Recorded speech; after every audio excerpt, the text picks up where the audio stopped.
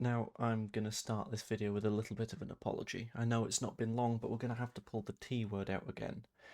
That is transfers, because there's been a little bit of conversation surrounding a certain area of the pitch for Leeds United that we might be looking at this coming summer, and a certain player that I know that we targeted is having a little bit of a conversation about moving as well. So we're going to have a little bit of a discussion about, quite relevantly, because I'm in one of their kits, the goalkeeper position and ultimately what Leeds United are potentially looking at doing in the summer, what one of Leeds United's targets is looking at doing in the summer, and ultimately where we might end up at the end of things. So just to sort of break the ice, it's James Trafford.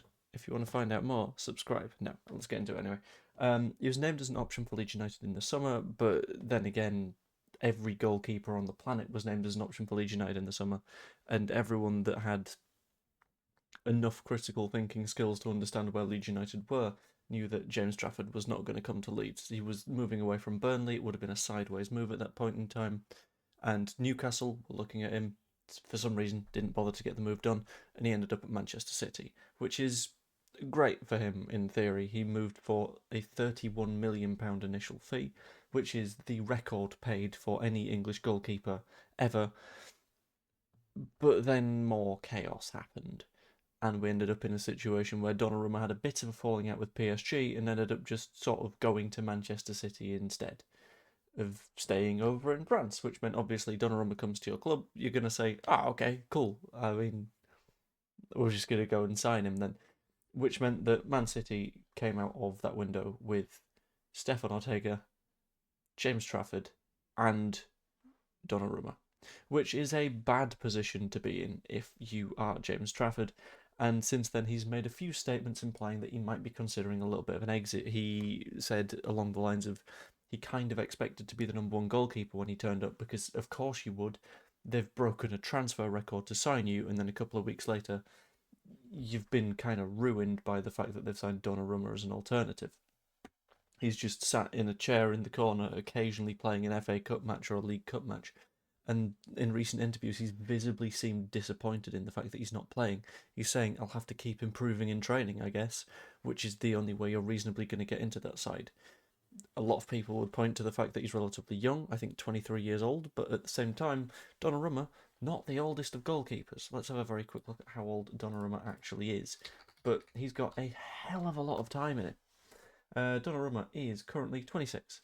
There's a 3-year age gap, which means that obviously James Trafford isn't exactly waiting 2 or 3 years for a retirement here.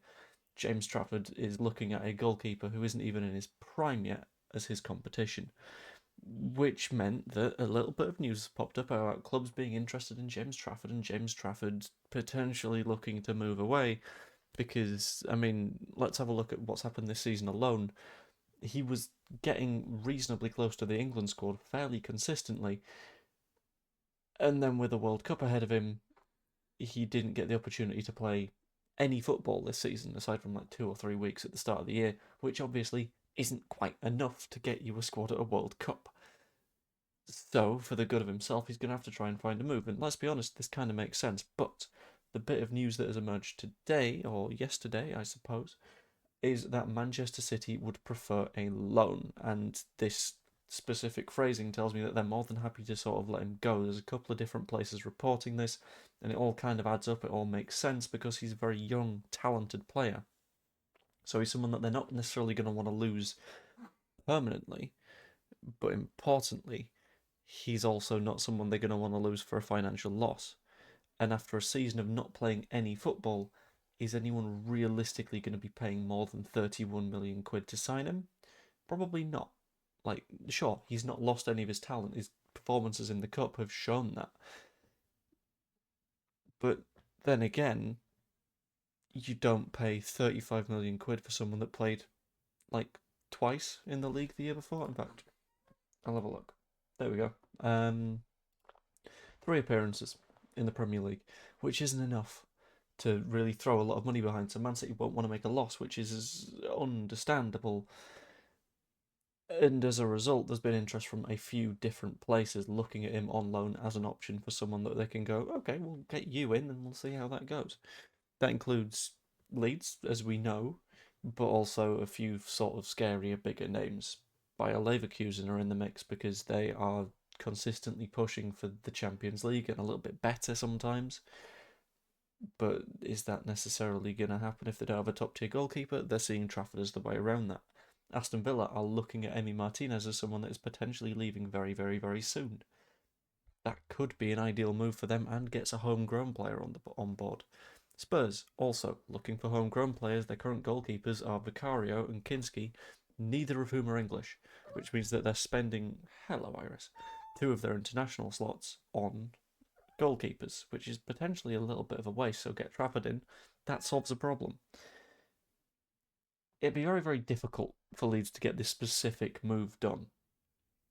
And I'll be honest, a little bit of me, excuse me, keep that. A little bit of me is using this as a sort of entry point to a wider conversation about the goalkeeping position. Whilst I would love us to sign James Trafford on loan, and Man City might look at it and go, well, you're going to play a countless amount of football if you go to Leeds. The viability of it is a little bit of a question mark, I've got to admit. But looking at this summer, based purely on the contract situation, Leeds United are going to go from 4 goalkeepers to 1. Cairns, contract runs out. Meslier, contract runs out. Darlow, contract runs out. And there's not really any conversation on renewals at the minute, which kind of sucks, let's be honest. Like, at the moment, we've got 1 goalkeeper that's going to be here next season. It's Lucas Perry, and it seems like Daniel Farke's not too fond of him. We're going to be dipping into that market. And let's be honest, as we all probably recognise by this point, a properly good elite goalkeeper at this stage gains you a couple of positions in any given Premier League season. And importantly, next year, according to the investor deck that was discovered from Leeds United themselves, it was an internal document that the Athletic found. Next year, Leeds are due to spend something like £120 million. That's the amount of money that they've set aside for us to use to try and keep that building going. And yeah, there might be a sale or 2 to sort of balance that. I don't know who, I don't know how. But there's potential there for us to eventually get a little bit of something done. A genuinely elite goalkeeping signing that pushes us forward higher up the league and it keeps us safe. And let's be honest, looking at next season, the 3 teams that are likely to come up from the Championship, Coventry, not brilliant. Borough, playing Luke Ayling at centre-back. I'm not saying that in a disparaging manner. I love Luke Ayling, but at this point, not brilliant. And then one of probably Millwall or Derby are up there, or Hull or Wrexham or Preston. The clubs in the playoffs are looking horrible. So this is our best chance possible to stay in the Premier League and do a lot of building of elite players and making sure that, look, we can say to anyone, if you want to come, we can make it incredibly worth your while, decent wages, starting goalkeeper in the Premier League, and the threat of going down is fairly minimal, which is a pretty good thing. And there's plenty of talent with 2 years or less on their contract, which is what we tend to look at. So you've got Kobel at Borussia Dortmund. Trubin is available. Guillaume Rest at Toulouse. 2 years left on his contract. Very, very young, very, very promising goalkeeper. Pairing with Lucas Perry, you've got an older one, you've got a younger one. Just pick who works at that point. In addition to that, Finn Dachman has 1 year left on his contract at Augsburg. Will probably move in the summer. By being attentive and by making the right move for a goalkeeper now, we make things so much easier for the future. And whilst Trafford isn't necessarily the guy, someone of that sort of calibre, of that level of talent, is the move we're going to have to make if we want to make ourselves as safe as we possibly can. And I think we will. And that'd be very, very nice. But I say I think we will.